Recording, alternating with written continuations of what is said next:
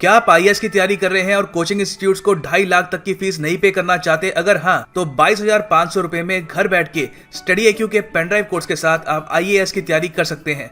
आज ही विजिट करें studyiq.com। Hello friends and welcome to StudyIQ. In this lecture, we will discuss about the International Monetary Fund's proposal for India to shift from subsidies to UBI or Universal Basic Income. Recently, the International Monetary Fund had proposed to India that the subsidies should be foregone in order to adopt the Universal Basic Income. So, in this lecture, we will see what is the proposal of the IMF and what is Universal Basic Income, what are its pros and cons in the Indian context, and to what extent this proposal can be adopted by Indian economy. So let us start. The idea of universal basic income for India was first put on the table in the year 2016-17. So in 2016-17, the idea of universal basic income was proposed for India by the former Chief Economic Advisor Arvind Subramaniam. But this proposal was dismissed, saying that this was impractical for India because of its huge population. So considering the population of the country, this idea of universal basic income was impractical, and that is the reason this proposal was rejected in the year 2016-17. The other reasons for rejecting this proposal was limited fiscal space. Means in order to adopt universal basic income, there is a lot of money involved. So the fiscal space should be expanded. The role of government improves because the government have to find funds for adopting the universal basic income. And the third reason was lack of financial inclusion. Universal basic income can be adopted only through formal sector, that is through bank accounts. So if the population has to be provided with a universal basic income, it can be done through the bank accounts. And the number of people who hold a functional bank account in the country is very low. So in the year 2016-17, this proposal was rejected for three main reasons. One is the population of the country. There is a huge population in the country, and providing universal basic income to this huge population was a huge fiscal burden. Secondly, the fiscal space, which means this proposal of universal basic income was beyond the scope of the central government, or the central government was not in a capacity to provide universal basic income to all its population. And thirdly, because of lack of financial inclusion. The universal basic income has to be provided through proper bank accounts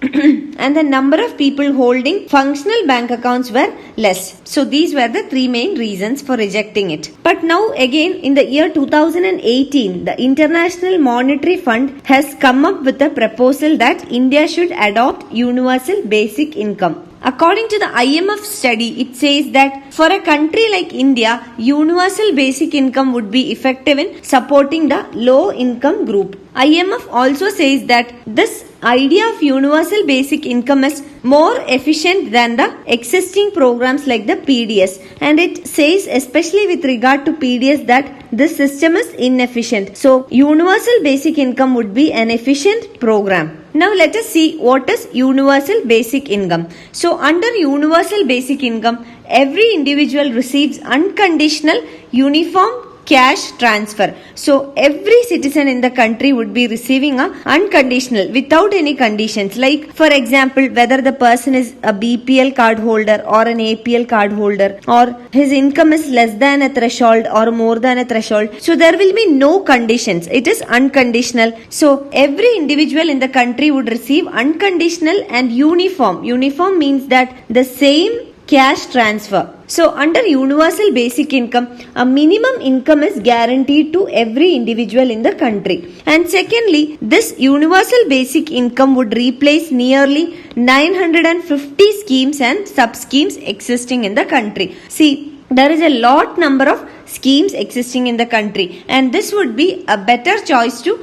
replace this schemes as well as the sub-schemes that are existing in the country. And by eliminating or subsuming all the schemes and sub-schemes, what will happen? First of all, the administrative efficiency will increase because there will be a lot number of people who are involved in implementing the schemes and sub-schemes, and it is a huge administrative burden to follow up all the schemes. So the administrative burden can be lessened. Therefore, administrative efficiency will improve. Secondly, it will lead to decreasing the duplication of work. A lot of schemes wherein which a lot of people are involved will lead to duplication of work. So this can be avoided. Thirdly, it makes the process easy if these schemes are subsumed. For example, GST. The goods and services tax have replaced a lot number of indirect taxes. Now there is a uniform tax code. So it is easy for calculation purpose, administrative purpose, etc. So this efficiency will come here also. And fourthly, the transparency and accountability will improve. So if this 950 schemes and sub-schemes are subsumed, all these advantages are there. And one important thing about the schemes and sub-schemes is that these schemes and sub-schemes account for 5% of the GDP of the country. And among this all schemes and sub-schemes, food subsidy is the single largest. That is, food subsidy provided through the PDS or the public distribution system. This is the largest of all the schemes and sub-schemes among this 950. Now coming to the advantages of universal basic income compared to the PDS. One major criticism about PDS is the leakages. And according to the IMF, universal basic income would be a more effective support system than the PDS. And it is also estimated that if we take the contribution of PDS as 100, only 64 reaches the households. That is, the rest 36% would be leaked out, or leakages are of 36%. So there is a bigger proportion of leakages under the PDS. And secondly, according to the IMF study, the universal basic income can outperform the PDS in regards of coverage, targeting, and also progressivity. It means it will cover more number of people. We have seen universal basic income program is universal. That means it covers everyone. So coverage would be more.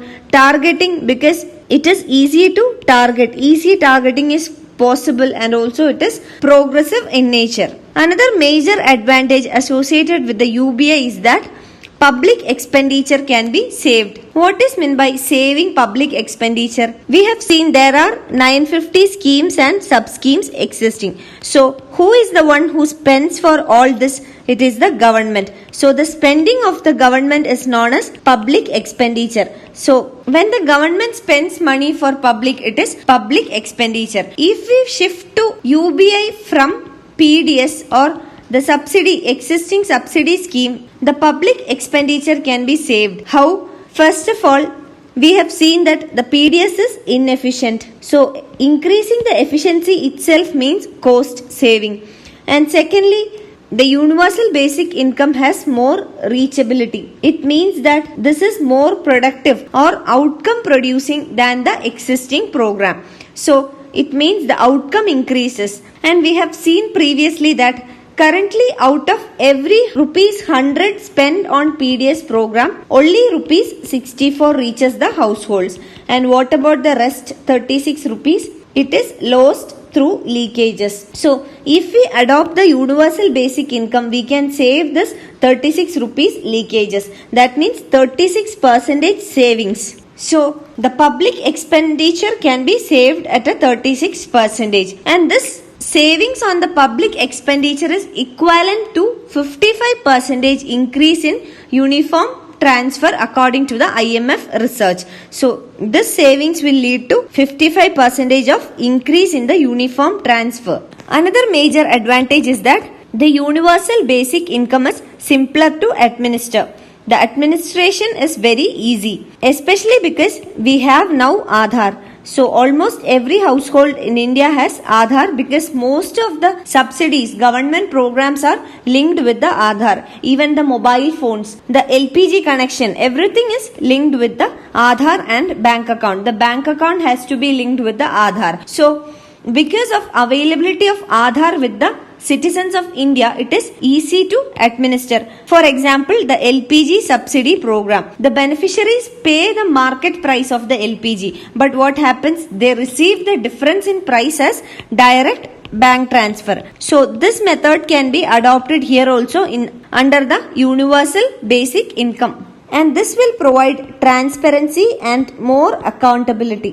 And coming to the disadvantages, one major criticism about the universal basic income is that it provides benefits to relatively higher income groups, which means that under the universal basic income we said that the income would be provided on a universal basis. That means without any conditions. It is unconditional. So when it is unconditional, everyone receives this basic income. Basically, the government expenditure or the government schemes are aimed at low income households. So the government would spend relatively higher on low income households, but under the universal basic income, the basic income would be provided to everyone alike. So what will happen? In that case, there will be a slight decline in the benefits targeted at the lowest income categories. So suppose if there are 100 apples and there are 50 low income households and 50 high income or middle income households. Suppose if the government is providing these apples only to the low income households, what will happen? This low income households will receive 2 apples each. So this is in case of subsidies. The subsidies are aimed or targeted at the low income group, but in case of universal basic income, what happens? It is nearly universal and unconditional. This 100 apples has to be distributed among low income households and also high or middle income households. So it has to be distributed among 50 plus 50, that is 100 households. So each household will get 1 apple each. So this is the basic difference between universal basic income and the existing subsidy scheme.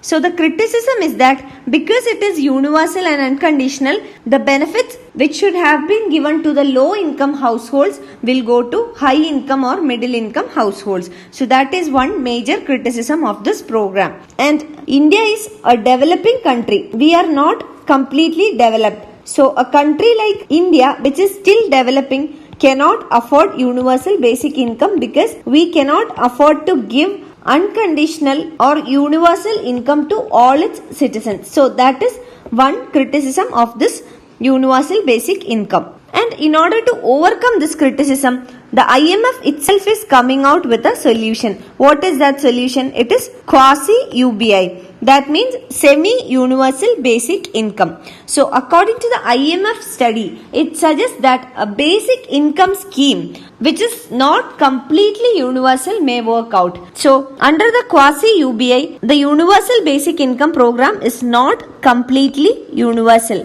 which means that the income will not be given unconditionally and also on a universal basis. So it is partly or semi-universal. So under the quasi-UBI, what happens? The quasi-UBI can ensure that the low income households does not lose out. So we have seen that in the previous example of apples, how the low income households will be at a disadvantage if UBI is implemented. So under quasi-UBI, the low income households will not be lost because it is semi-UBI and the funds will not be provided on a universal basis. It will be conditional up to a certain limit. So under quasi-UBI, only the low income households will be benefited. You can find the PDF of this lecture on my Facebook page. Thank you.